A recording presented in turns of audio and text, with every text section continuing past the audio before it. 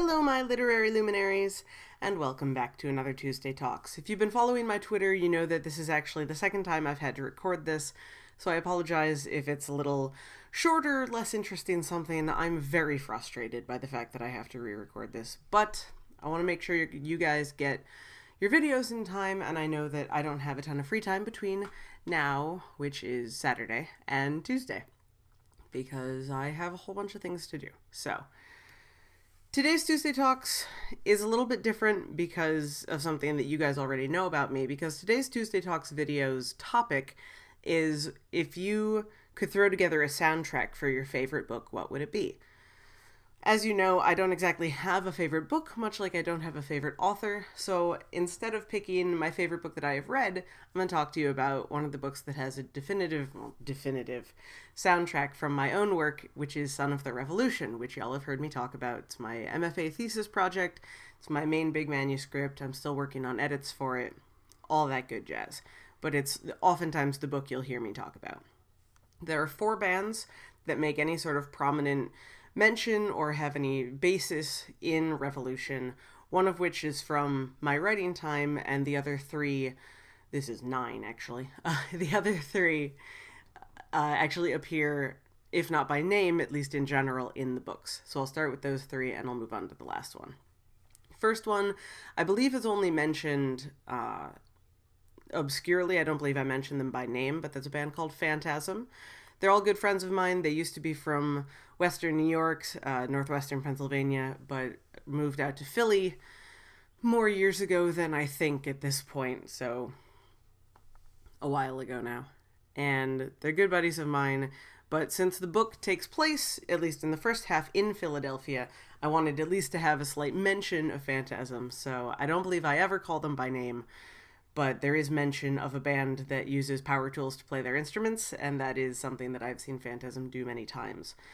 I think Phantasm is still together, I'm not positive. I feel like they broke up for a while, but they're still occasionally performing together, so Steve, J, Aaron, you guys, if you, for whatever reason, see this, feel free to correct me if you know that something is one way or the other, but they're awesome musicians, they have amazing music, so even if they're not together as Phantasm, I know most of them are still doing music in the Philly area, and you should absolutely check them out. Second one is a band that does actually exist in the other half of the book. We see them briefly, and that's because the second half of the book takes place in Las Vegas, and a good friend of mine from college and his friends all went out to Vegas, again, probably 6 years ago now, 5.5, went out to Vegas to make their way in the music world, and that is Avalon Landing. My good friend Mike Vargovich is one of their singers, and the guitarist, his best friend Josh, is a singer and keyboardist. I do not believe I've had the pleasure of meeting the rest of the band, though I would like to at some point.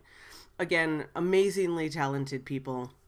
Mike and Josh have a very small cameo in Revolution. Alistair runs into them in a coffee shop, I believe, because if they were going to be in Vegas, I wanted to have my friends there, and they deserve all of the attention they could possibly get. Avalon Landing is amazing. I know they have several videos up here on YouTube.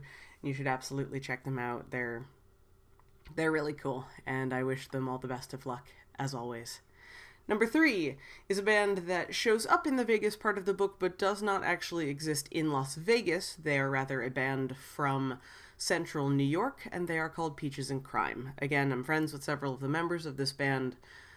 2 of their 3 female vocalists and the MC of the band are people that I have been fortunate enough to be friends with over time. They're a little bit more genre, shall we say. They often call themselves the Vagabond Cabaret, and I think that's a completely reasonable name for them. It's very murder ballad, kind of, 50s, 60s, 70s style music. It's very difficult to explain, and very much sort of an experience to be lived, and so I know they have a YouTube channel as well. If I remember, I will put the link to all of these bands down in the description, but Peaches and Crime actually show up in the book, give Alistair an important piece of plot, so thank you again very much to especially the MC, my friend Dan, who gave me the words for the intro so that Alistair could get his inspiration from that. I'm very much indebted to you. You guys are awesome, and I'm glad to have you in the books. And of course, I plan on getting all these people copies of the book in the event that I ever get off my butt and finish editing it and, actually get it published or some such, because in one way or another, all of these people have inspired me. But that leads me to the fourth and final band that I'd like to talk about, and that's the one that actually influenced me while I was writing. As a lot of people know, I have a tendency to refer to my characters as existing in the back of my head as my muses. They'll interact with me. I've actually written papers on this. It's kind of interesting. But Alistair, my main character, is very specific about what kind of music he listens to. I mean, the scene that he lives in Philly is very specific. He likes a certain kind of music. But I realized halfway through that the playlist that I had concocted for it only worked sometimes, and as I paid closer attention to it, it only worked when I was listening to the band Hinder. And more specifically, only to their first vocalist. Their second vocalist is fine, but not Alistair's favorite.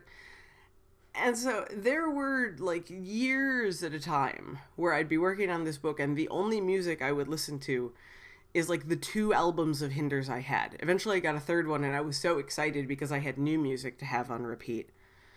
But Alistair's very specific about Hinder, and so they are a huge influence on kind of the feeling behind the book. I think their music matches very well with the atmosphere that the book has. It's a little bit dark, it's a little bit gritty. Overall, it's definitely, that's really the soundtrack to the book, and, sprinkle in the other 3 bands as you go, and you get a pretty good idea of Revolution. But I've always been interested in authors talking about soundtracks. One of the books I just read, and I believe the review is going up for it today, actually, so it'll be up on the blog when you see this on Tuesday. And that's Blake 23 by Slade Grayson. He actually put songs at the beginning of each chapter, so you could sort of go through with the main character and have these songs in your head.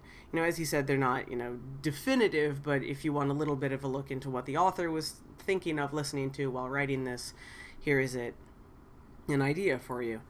And Blake, the character, he talks about music a lot. He's got a lot of music sort of that he uses as his own background music. And it's a really cool idea. I've seen other authors, put together, here's the soundtrack for the book, you can listen to it. And I've always been fascinated with the idea, but I've never really had one specifically. So I'd love to hear from you guys, whether it be a book that you're writing or a book that you've read. What is the soundtrack that you have heard or would put together, or, all that good jazz? Let me know down in the comments below. As always, I'd love to hear from you. So that is my opinion. I want to hear yours, but as always, I will say adieu for now, and I will see you all again on Thursday. Bye!